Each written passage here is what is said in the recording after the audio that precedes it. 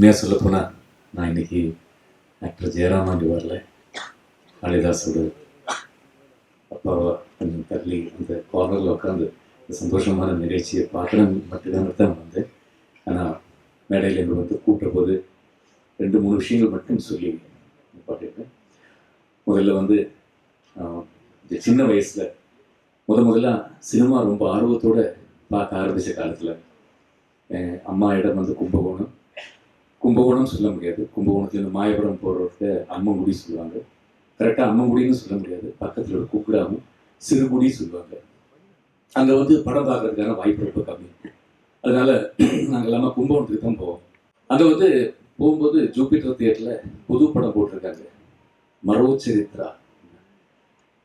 Love story போட்டிருக்குது, கமலஹாசன் படம் தானே, பார்த்துடலாம்னு சொல்லி நாங்கள் எல்லாமே உள்ளே போய் படம் பார்த்து வெளில வந்து திருப்பி சிறுகுடிங்கிற கிராமத்துக்கு போய் ஒரு நாள் வரைக்கும் நாங்கள் யாருமே எங்களுக்குள்ள பேசிக்கிறதே இல்லை. அடுத்த நாளைக்கு தான் சொன்னோம், டேய் படம்னா இதுதான்டா படம், இதுதான் நடிப்பு, இதுதான் லவ் ஸ்டோரி.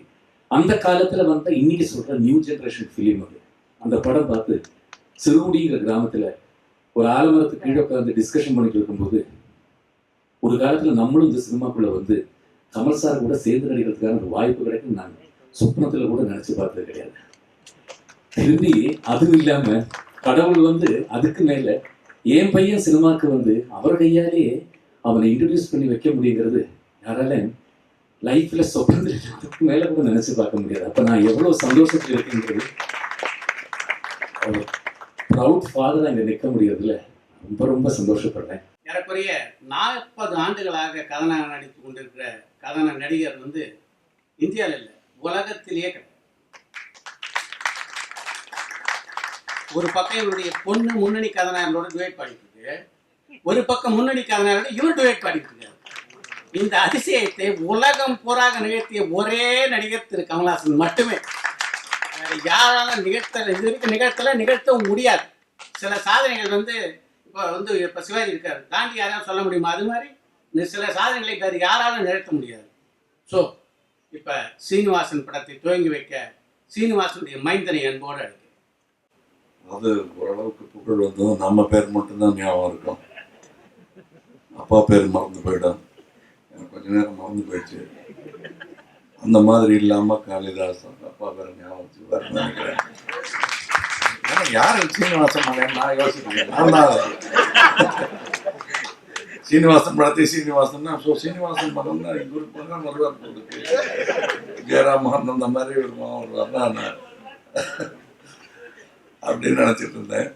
இந்த மேடையில் எல்லாருமே அந்த டைரக்டர் தவிர, இந்த படத்தின் டைரக்டர் தவிர பாக்கி எல்லாருமே ப்ரொடியூசர் தான் நினைக்கிறேன். ஏன் இப்படி சொல்றீங்க, நான் ப்ரொடியூசர் பண்ணலையே அப்படின்னு இருக்கிறதுக்குள்ள கெட்டிக்கார ப்ரொடியூசர் ஜெயராம் தான். அவர் காளிதாஸை ப்ரொடியூஸ் பண்ணிட்டு படமே ப்ரொடியூஸ் பண்ணாம எந்த கஷ்டமும் படாமல் இருக்காரு. ஸோ இது ப்ரொடியூசர்கள் மேடை, அதில் ஒரு ஹீரோ காளிதாஸ் அவர்கள், வித்தியாசமான பெயர்.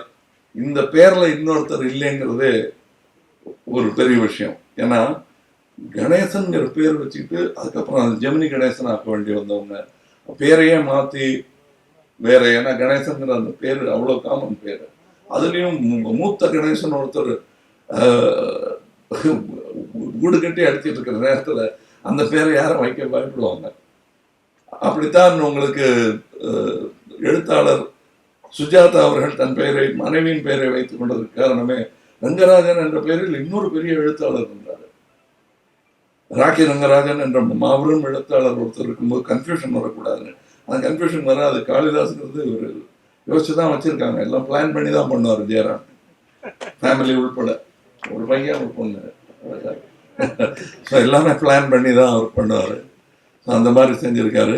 நான் ஒன்னே ஒன்று, நான் இவரை அறிமுகப்படுத்த போகிறது டைரக்டர் தான். நான் இந்த சுச்சான்கிற மாதிரி நான் இதான் காளிதாஸ் அப்படின்னு சொல்கிறேன், நான் அவ்வளோதான்.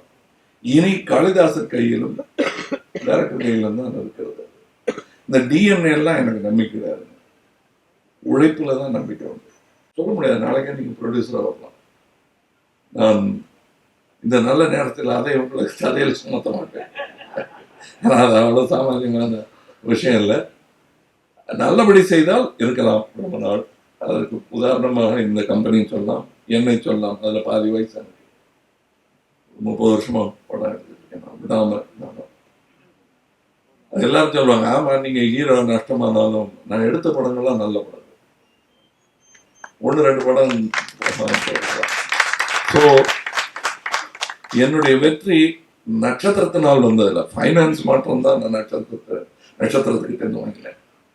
பாக்கியெல்லாம் நல்ல படம், நல்ல டெக்னீஷியன்ஸ் வைத்து எடுக்கும் தைரியமும் துணிச்சலும். எல்லா படமுமே வித்தியாசமான படங்கள் நான் எடுத்து வைக்கிற எல்லாமே. அதுக்கு காரணம் என்னுடைய ட்ரைனிங் அந்த மாதிரி. இன்னைக்கு சொல்லும்போது பழையதை பற்றி என்னை பற்றி சொல்லும் பொழுது மரோச்சரித்திரா என்ற படத்தை சொன்னார்கள். அது திரு கே பாலச்சந்திரன் அவர்களுடைய. அந்த இடத்தில் பயின்றவன் வித்தியாசமான படங்களை தான் எடுக்க முடியும். வேற அங்க அது தெலுங்கு வீட்டில் இருக்கிற பிள்ளை தெலுங்கு பேசணும், தமிழ் வீட்டில் இருக்கிற பிள்ளை தமிழ் பேசுங்கிற மாதிரி அந்த வீட்டில் வளர்ந்த இந்த பிள்ளைக்கு அந்த மொழி தான் தெரியும். அதை தான் நான் பண்ணிட்டு இருக்கேன். வித்தியாசமான பல விஷயங்களை செய்தால் ஒன்றும் பாம்பு கடிச்சிடாது, தைரியமா பண்ணுன்னு சொன்ன ஒரு வாத்தியார் எனக்கு இருந்தார். அதே போல் சுயம்புவாக இவர்களுக்கெல்லாம் யார் சொல்லி கொடுத்தாரோ இந்த டைரக்டருக்கு, அவர் நம்பி செய்து இருக்கிறார் ஒரு வித்தியாசமான படத்தை. அப்படி வித்தியாசமான படம் எடுப்பவர்களைத்தான் நான் விரும்புகிறேனோ இல்லையோ கண்டிப்பாக ரசிகர்கள் விரும்புகிறார்.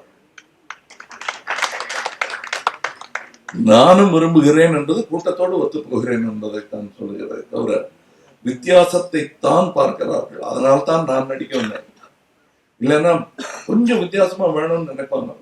எவ்வளவு நல்ல உணவு கொடுத்தாலும் அந்த ஹோட்டலில் ட்ரை பண்ணி பார்ப்போமே, பார்க்காம இருக்கவே மாட்டாங்க.